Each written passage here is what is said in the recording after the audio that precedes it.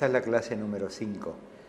Hasta ahora habíamos visto desde las definiciones aduaneras hasta el arribo de la mercadería.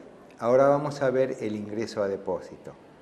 El ingreso a depósito está reglamentado en el código y dice que los depósitos pueden ser de administración estatal o privada y que el depositario es responsable por los bultos que recibe hasta la entrega de los mismos en las mismas condiciones.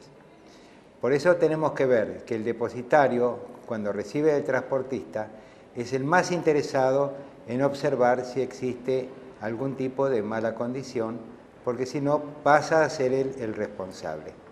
Entonces, cuando llega una mercadería y la aduana autoriza el ingreso a depósito, en ese momento va a haber un representante del transportista que entrega la mercadería, un representante del depósito que la está recibiendo. En ese momento se controla marcas y números, peso y que no tengan ningún tipo de mala condición. Como dije antes, el depositario se va a convertir en responsable de la mercadería que entrega a quien viene después, el despachante de aduana. La mercadería que arriba puede ingresar a depósito o salir por despacho directo a plaza. En el caso del despacho directo a plaza, ya tiene el despacho de importación presentado y el que actúa cargando en el sistema sería el verificador de aduana. Así se hace el cruce de la información con lo que se declaró en el manifiesto de carga. No cualquiera puede ser un depósito fiscal. El depósito provisorio de importación justamente se llama así porque es un depósito autorizado por aduana a tener temporariamente una mercadería extranjera sin nacionalizar mientras se hacen los trámites de nacionalización. Sería impensable tener detenido un buque hasta que esté nacionalizada toda la mercadería que trae para este puerto. Entonces existen requisitos que están dados por la resolución 3343/94 y complementarias sobre qué condiciones debe tener un depositario para poder habilitar un depósito por parte de la aduana. Quiero aclarar que la habilitación es precaria, se denomina habilitación precaria porque así como la aduana la concede, la puede retirar ante incumplimientos del depositario. Los requisitos básicos son, primero, que sea una empresa y tener todos los requisitos legales cumplidos. Acreditar la propiedad o el alquiler del lugar donde va a depositarse la mercadería y presentar las garantías que correspondan luego que se haya revisado y esté conformado por aduana. El depositario tiene que tener el depósito, y bajo esta denominación de depósito puede ser un depósito edificio, un galpón, una plazoleta abierta, un tanque, una esfera. Quiere decir que la forma física no cambia la denominación de depósito que tiene la resolución. Para habilitar un depósito tiene que estar a plan barrido. ¿A qué se llama plan barrido? Se llama que no puede habilitarse un depósito que tenga mercaderías en su interior. No puede contener otras mercaderías para pedir la habilitación. Tiene que estar totalmente vacío. La palabra plan barrido viene de un lenguaje de los buques que hablaban de las bodegas a plan barrido cuando estaban vacías de bultos. Tiene que tener un perímetro cercado de una altura de 2,5 metros como mínimo y puede ser un cercado perimetral de alambre o puede ser de muro. Puede ser también cerrado. Tiene que tener puerta de acceso para camiones, entrada y salida de camiones, que pueda ser cerrada con candados y precintada. Un candado va a quedar en poder de la aduana. Otro candado va a quedar en poder del depositario, o sea que cada uno con su llave debe estar junto con el otro para poder abrir el depósito y para poder cerrarlo. Tiene que tener autorización de bomberos para habilitar el predio. tiene que tener autorización de la municipalidad con indicación de las mercaderías que se pueden depositar ahí. Por ejemplo, carga general. Sería impensable que al lado de un hospital o al lado de un colegio se ponga un depósito provisorio de importación con tambores de inflamables, ¿no es cierto? Entonces, la aduana requiere que la municipalidad respectiva indique qué tipo de mercaderías van a poder ser depositadas en el mismo. También el depósito tiene que tener oficinas para el servicio aduanero, dotadas de comodidades, de elementos de escritorios, de comunicación, de conexión con el sistema María y de sanitarios en condiciones. Tiene que tener también balanzas para pesar bultos y puede tener báscula para pesar camiones. En sí, los depósitos grandes todos tienen tremendas básculas donde pesan los contenedores levantándolos del camión en unos instantes. En otros casos, el contenedor va a tener que ser descargado para que se pese el camión, que se llama destarar, y se pueda sacar por diferencia de peso el peso del contenedor con su carga. El depositario tiene que poner una garantía que está relacionada con los metros cuadrados que tiene el depósito. Comienza con un mínimo de $100.000 y llega hasta $1 millón por 2.000 metros cuadrados. Con eso tenemos más o menos ya aclarado cómo se debe habilitar un depósito fiscal. La aduana puede al depositario apercibirlo, suspenderlo para que ingresen nuevas mercaderías o eliminarlo, en cuyo caso va a tener que vaciar el depósito de mercaderías porque ya no va a poder recibir ninguna más y tiene un plazo para su cierre. Con esto ya sabemos cómo es la habilitación de un depósito. El depositario, o sea, el dueño del depósito, el depositario, ya dijimos que es responsable por las mercaderías que está entregando. Si él recibe una mercadería en buenas condiciones, no puede entregarla en malas condiciones. En cambio, no es responsable si el bulto que recibió y en el momento de la verificación se encuentra que hay un faltante, estaba cerrado y pesaba lo mismo y estaba intacto, quiere decir que el faltante venía desde antes del ingreso al depósito. En ese caso no es responsable el depositario. El depositario es responsable por las mercaderías que recibe, pero ante la aduana es responsable tributario. Entonces vamos a aclarar un poquito esto.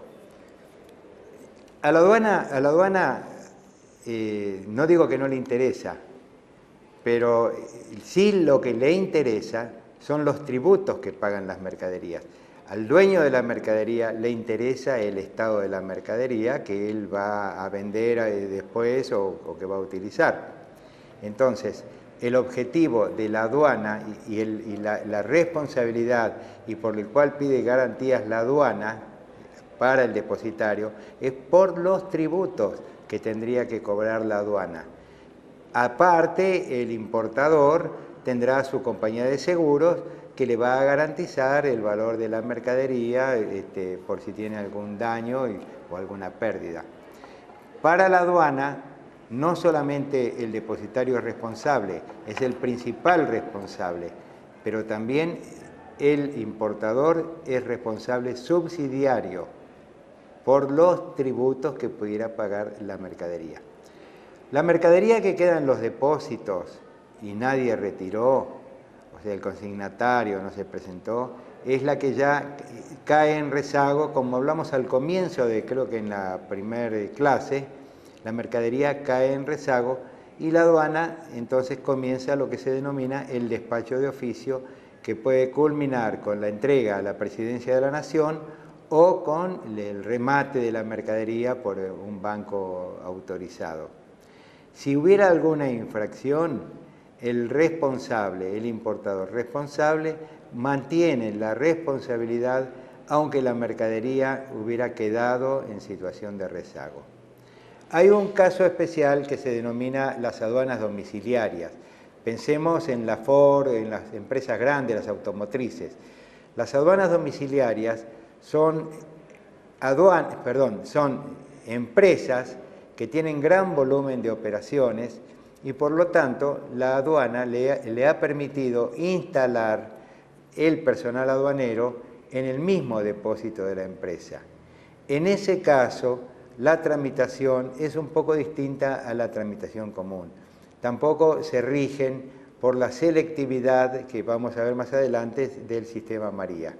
Pero para poder estar inscripto como aduana domiciliaria, la empresa tiene que acreditar una gran cantidad de operaciones, 1000 operaciones en el año anterior, y creo, si no me equivoco, hasta 100 millones de dólares de movimiento en el año anterior. Así que vemos nosotros, con respecto a los depósitos, cómo están trabajando. Las terminales portuarias también han tenido que cumplir la resolución 3343. Ustedes ven que está cercada, que tiene oficinas para el personal aduanero, que tienen todas las instalaciones adecuadas para el movimiento de las mercaderías. La diferencia de las terminales portuarias con los otros depósitos que se encuentran en la zona secundaria aduanera es justamente que el objetivo de la terminal portuaria no es ser un depósito de largo tiempo, sino que es más bien para un pase de mercaderías, para enviar esas mercaderías, esos contenedores, a los diferentes depósitos. Bueno, allá más o menos tenemos una idea. Con respecto al tema de las aduanas domiciliarias, en este momento están habilitándose también algunas como aduana en factoría, que si bien no cambia en cuanto a tener el depósito en la fábrica, cambia en el tipo de tramitación porque le permiten mayores facilidades a la empresa importadora. Con esto terminamos la parte de los depósitos fiscales, depósito provisorio de importación, y vamos a pasar ahora a las normas generales de las destinaciones de importación. Este es el comienzo de donde ya aparece el despachante de aduana. Quiere decir que en el dibujo que nosotros estuvimos viendo, en el PowerPoint que estuvimos viendo, donde vimos ya el buque, el depósito, ahora aparece la parte del despachante de aduana. ¿Qué dice el código para las disposiciones generales? Primero, la declaración es inalterable una vez registrada. ¿Qué significa eso? Que una vez que el sistema le dio un número de identificación a la declaración que hizo el despachante, es inalterable. Pero existen excepciones. Se puede pedir la rectificación, ya vamos a entender bien, ya no puede el despachante por sí mismo modificar lo que estaba declarando. Lo podrá modificar mientras está preparando su declaración, pero una vez que ya tiene el número de aduana, él no puede por sí mismo modificar nada, tendrá que solicitarlo. ¿Y en qué casos puede solicitarlo? Uno, cuando no exista perjuicio fiscal, va a poder pedir la rectificación. ¿Qué es perjuicio fiscal? Perjuicio al fisco, daño al fisco. Si uno paga menos de lo que tendría que pagar, está ocasionando un perjuicio fiscal. Si la aduana, en su verificación, encontrara que se está abonando de menos por una clasificación incorrecta o por algo, va a hacer una denuncia y va a cobrar la diferencia más las multas que correspondan. Entonces, acá nos encontramos nosotros que una rectificación va a poder hacerse si el despachante advierte el error y ese error que advierte no origina perjuicio fiscal, va a poder pedirle a la aduana que lo autorice a rectificar. Por ejemplo, si el número de la factura comercial es 1234 y él colocó en su declaración 1243 y todo lo demás está bien, es un error realmente posible y que no origina ni un peso más ni un peso menos de recaudación. No existe perjuicio fiscal. Entonces ahí tenemos el primer caso por el cual la aduana puede permitir la rectificación, cuando no existe perjuicio fiscal. Pero ahora vamos al otro caso, cuando pudiera existir perjuicio fiscal. Es cuando si la aduana en su verificación encontrara el perjuicio fiscal y pondría multa, vamos a ver, el que se dio cuenta primero fue el despachante. En el momento que él hace la declaración, una vez que tiene el número que le da el sistema, le aparece una leyenda de opción que le dice si quiere saber el canal de selectividad en ese momento. Bueno, si él quiere revisar en ese momento la declaración, no pone que quiere ver el canal y todavía tiene la posibilidad de rectificar la declaración, de solicitar a la aduana la rectificación.